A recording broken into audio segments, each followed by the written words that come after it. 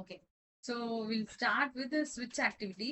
Switch activity அப்படின்னா என்னன்னா like வந்து இப்ப ஒரு இன்புட் ஃபோல்டர்ல டிஃப்ரெண்ட் டைப்ஸ் ஆஃப் ஃபைல்ஸ் இருக்கு. For example employee, department, orders அப்படின்னு சொல்லிட்டு ஒரு ஃபோல்டர்ல வேற வேற டைப்ஸ் ஆஃப் ஃபைல்ஸ் இருக்கு. இப்போ வந்து எம்ப்ளாயி ஃபைல வந்து எம்ப்ளாயி ஃபோல்டருக்கு காப்பி பண்ணணும். டிபார்ட்மெண்ட் ஃபைல வந்து டிபார்ட்மெண்ட் ஃபோல்டருக்கு காப்பி பண்ணணும். இந்த மாதிரி நீங்க எத்தனை கேஸ் வேணாலும் ஆட் பண்ணிட்டே போகலாம். But 1 into multiple output folders. Input வந்து ஒரே ஃபோல்டர் தான். அந்த ஒரே ஃபோல்டர்ல எம்ப்ளாயி டிபார்ட்மெண்ட் அப்படின்னு சொல்லிட்டு ரெண்டு சிஎஸ்வி ஃபைல்ஸ் இருக்கு. இது டைப் வந்து என்ன வேணா இருக்கலாம். இப்ப லாஜிக்கலி என்ன கான்செப்ட் அப்படின்னா, இப்போ ஒரு 10 ஃபோல்டர் டைப்ஸ் இருக்கு. உங்கள்ட்ட ஒரு நிறைய டிபார்ட்மெண்ட்ஸ் இருக்கு. சேல்ஸ், அக்கௌண்ட்ஸ், அந்த மாதிரி வந்து ஆர்டர்ஸ், அந்த மாதிரி டிபார்ட்மெண்ட்ஸ் எல்லாம் இருக்கு அப்படின்னா, இப்போ ஃபைல்ஸ் எல்லாமே நீங்க வந்து செக்ரிகேட் பண்ணணும். இன்புட் ஃபோல்டர்ல எல்லாமே இருக்கு. இப்ப நான் வந்து எம்ப்ளாயின்னு இருந்தா எம்ப்ளாயி ஃபோல்டருக்குள்ள மூவ் பண்ணணும். டிபார்ட்மெண்ட் இருந்தா டிபார்ட்மெண்ட் ஃபோல்டருக்குள்ள மூவ் பண்ணணும். இது மாதிரி நம்ம எத்தனை கேஸ் வேணாலும் ஆட் பண்ணிட்டு போயிட்டே இருக்கலாம். இதுதான் வந்து ஸ்விட்ச் கேஸோட மெயின் கான்செப்ட். ஸ்விட்ச் கேஸோட பர்பஸ் என்ன அப்படின்னு பாத்தீங்கன்னா, ஒரு இன்புட்ல இருந்து மல்டிபிள் ஃபைல் அவுட்புட் ஃபோல்டர்ஸ்க்கு காப்பி பண்றது. எம்ப்ளாயி அப்படின்றது இப்ப எம்ப்ளாயி ஃபோல்டருக்குள்ள போகும். அண்ட் டிபார்ட்மெண்ட் அப்படின்றது டிபார்ட்மெண்ட் ஃபோல்டருக்குள்ள போகும். இதுதான் கான்செப்ட். ஓகேங்களா?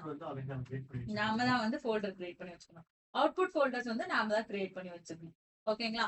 Input folder and output folder வந்து நம்ம இன்புட் ஃபோல்டர் ஃபைல்ஸ் இருக்கும். அவுட்புட் ஃபோல்டர்ஸ் வந்து ஃபர்ஸ்ட் நீங்க கிரியேட் பண்ணி வச்சுட்டு லொகேட் பண்ணிட்டீங்க அப்படின்னா, அதுக்கப்புறம் எப்பெல்லாமே அந்த ஃபைல் வருதோ அது வந்து டிஃபால்ட்டா அங்க காப்பி ஆயிட்டே இருக்கும் உங்களுக்கு பைப்லைன் ரன் பண்ணும்போது. ஓகே, சோ இதுதான் வந்து the procedure for switch activity.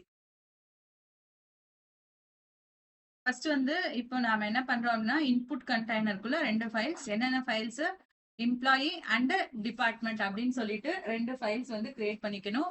அதே மாதிரி அவுட்புட்டுக்கு ரெண்டு கண்டெய்னர்ஸ் கிரியேட் பண்ணணும்.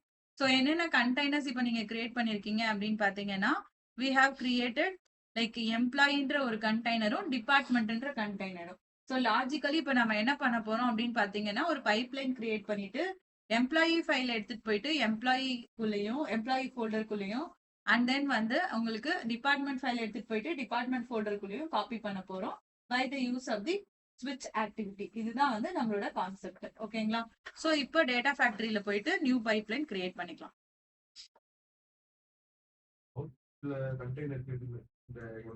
ஃபர்ஸ்ட் வந்து we have created ஒரு ஸ்விட்ச் ஆக்டிவிட்டி கிரியேட் ஆட் பண்ணிக்கிறோம். சிம்பிளா ஆட் பண்ணதுக்கு அப்புறமா பைப்லைன் பேராமீட்டர்.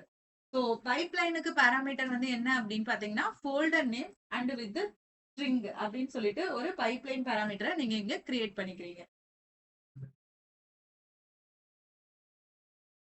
ஸோ இப்ப பாத்தீங்க அப்படின்னா, ஸ்விட்ச் ஆக்டிவிட்டியில ஆட் டைனமிக் கண்டென்ட், ஸ்விட்ச் ஆக்டிவிட்டிக்குள்ள போயிட்டு எக்ஸ்பிரஷன் அப்படின்னு சொல்லிட்டு உங்களுக்கு ஒரு ஆப்ஷன் வரும். ஸோ அப்ப அந்த எக்ஸ்பிரஷனை நீங்க கிளிக் பண்ணீங்க அப்படின்னா ஆட் டைனமிக் கண்டென்ட். இப்போ ஆட் டைனமிக் கண்டென்ட்ல நம்ம கிட்ட ஒன்னே ஒண்ணுதான் இருக்கு. என்ன அப்படின்னு பாத்தீங்கன்னா, பேராமீட்டர் நம்ம அங்க கிரியேட் பண்ணது. ஸோ அந்த பேராமீட்டரை வந்து நாம இப்ப ஆட் பண்ணிடும். ஸோ அது என்ன பேராமீட்டர் அப்படின்னு பாத்தீங்கன்னா, it is about your folder name அப்படின்ற ஒரு பேராமீட்டர். Adding a case. ஓகேங்களா? என்ன கேஸ் ஆட் பண்றோம்? ஆட் கேஸ்னா இந்த இடத்துல பிளஸ் ஆட் கேஸ் ஆட் பண்ணிட்டு இப்போ என்ன பண்ணிருக்கேன் அப்படின்னா, இந்த இடத்துல எம்ப்ளாயி அப்படின்னு சொல்லிட்டு நான் வந்து ஒரு நேம் பண்ணிக்கிறேன். அண்ட் எப்பவுமே வந்து நாம இந்த கேஸ் ஸ்விட்ச் கேஸ்ல பார்த்தோம்னா டிஃபால்ட் ஆக்டிவிட்டின்னு ஒண்ணு இருக்கும். அப்ப அந்த டிஃபால்ட் ஆக்டிவிட்டில நம்ம ஏதாவது ஆக்டிவிட்டி பண்றதா இருந்தா பண்ணலாம், பண்ணாமல இருந்தாலும் ஃபைன் தான். நோ ஆக்டிவிட்டி அப்படின்னு சொல்லிட்டு விட்டுரும். இப்ப ஃபர்ஸ்ட் கேஸ் நம்பர் 1 நம்மளோடது. இப்ப எம்ப்ளாயி அப்படின்ற ஆக்டிவிட்டி நம்ம காப்பி பண்ண போறோம். சோ அதனால நம்ம என்ன பண்ணிருக்கோம், இங்க நீங்க வந்து பிளஸ் எடிட்டிங் சிம்பிள் போட்டுட்டு அதுல ஒரு காப்பி டேட்டா ஆக்டிவிட்டியை ஆட் பண்ணிருக்கீங்க. சோ இப்போ இந்த காப்பி டேட்டா ஆக்டிவிட்டியோட சோர்ஸ் அண்ட் சிங்க். ஓகேங்களா? இப்ப source folder is very simple. நம்மளோட சோர்ஸ் ஃபோல்டர் டேட்டா செட் நம்மளுக்கு என்னது அப்படின்னு பாத்தீங்கன்னா, அங்க இருந்து இன்புட்ல போயிட்டு employee.csv ஃபைல அப்படியே எடுத்துக்கிறீங்க. அதே மாதிரி சிங்க் ஃபோல்டர்ல பாத்தீங்க அப்படின்னா உங்களுக்கு என்னது, உங்களுக்கு எம்ப்ளாயி ஃபோல்டர் டைரக்டா. சோ இந்த ரெண்டு நம்ம ஆல்ரெடி employee.csv ஃபைல் ஒன்னு கிரியேட் பண்ணி வச்சிருக்கோம் இல்லையா, அந்த employee.csv ஃபைல் சோர்ஸ். அது சிங்க் வந்து எம்ப்ளாயி ஃபோல்டர். புரியுதா லாஜிக் என்ன அப்படின்னு சொல்லிட்டு? சோ இப்ப சோர்ஸ்ல போயிட்டு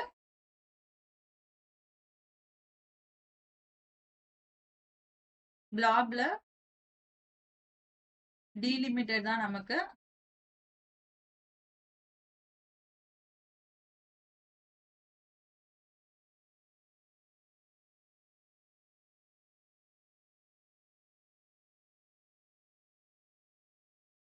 ஸ்டோரேஜ் அக்கௌண்ட்டுக்கு ஒரு நியூ லிங்க்டு சர்வீஸ் மட்டும் கிரியேட் பண்ணிக்கோங்க. கண்டெய்னர் வந்து இப்போ வெரிஃபை ஆயிடுச்சு. இப்போ ஃபர்ஸ்ட் இன்புட்ல இருக்க இது சோர்ஸ் அப்படின்றதுனால இன்புட்டுக்குள்ள இருக்கிற employee.csv ஃபைல கரெக்டா லொகேட் பண்ணிக்கணும். Just give okay. Next option என்ன அப்படின்னு பாத்தீங்கன்னா உங்களுக்கு சிங்க். இப்ப சிங்க் ஆப்ஷன் அப்படின்னு சொல்லும்போது அந்த டெஸ்டினேஷன் ஃபோல்டர் மட்டும் செலக்ட் பண்ணா போதும். டெஸ்டினேஷன் ஃபோல்டர் வந்து பாத்தீங்க அப்படின்னா உங்களுக்கு இப்ப என்னதுப்பா, எம்ப்ளாயி ஃபோல்டர்.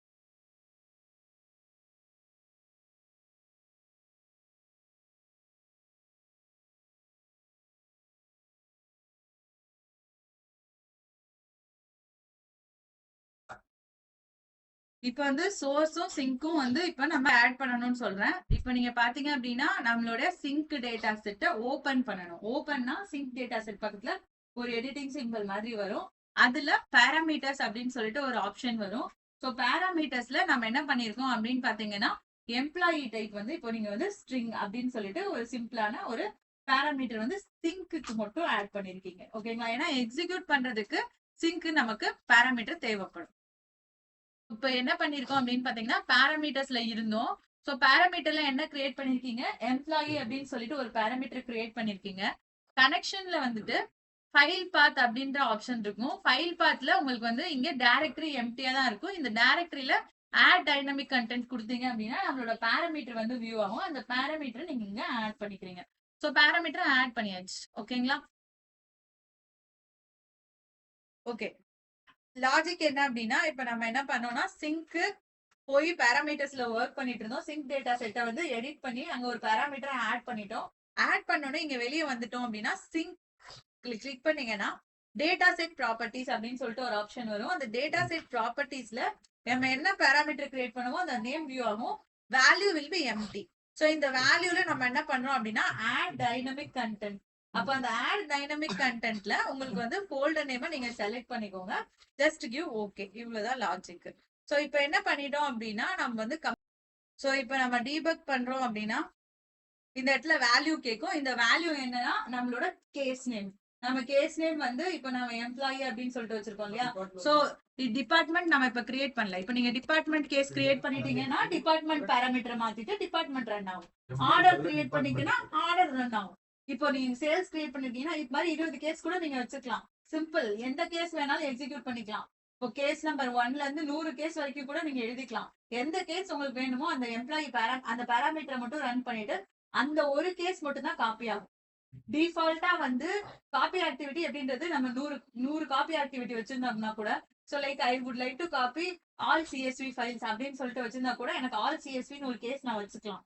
ஆல் சிஎஸ்வி மட்டும் நான் வந்து ஒரு கேஸ்ல எழுதி வச்சுப்பேன். அப்ப ஆல் சிஎஸ்வின்னு சொல்லிட்டு கொடுத்துட்டேன்னா ஆல் சிஎஸ்வி மட்டும் காப்பி ஆகும். இது வந்து எந்த ஓரியன்டா வேணாலும் ஃபைல் டைப்பா இருக்கலாம், உங்களோட கேஸோட நேமா இருக்கலாம், என்ன பேராமீட்டர் வேணாலும் இருக்கலாம், நீங்க என்ன ப்ரொசீஜர் வேணாலும் இது வரைக்கும் பார்த்த எந்த காப்பி ஆக்டிவிட்டியை வேணாலும் நீங்க வந்து எத்தனை கேஸ் வேணாலும் போட்டு எழுதிட்டே வச்சுக்கலாம். அப்ப எனக்கு எந்த கேஸ் நேம் வேணுமோ அந்த கேஸ் நேம் மட்டும் நான் இந்த ஃபோல்டர் நேம்ல கொடுத்துட்டு ரன் பண்ணா போதும், இட் வில் எக்ஸிக்யூட்.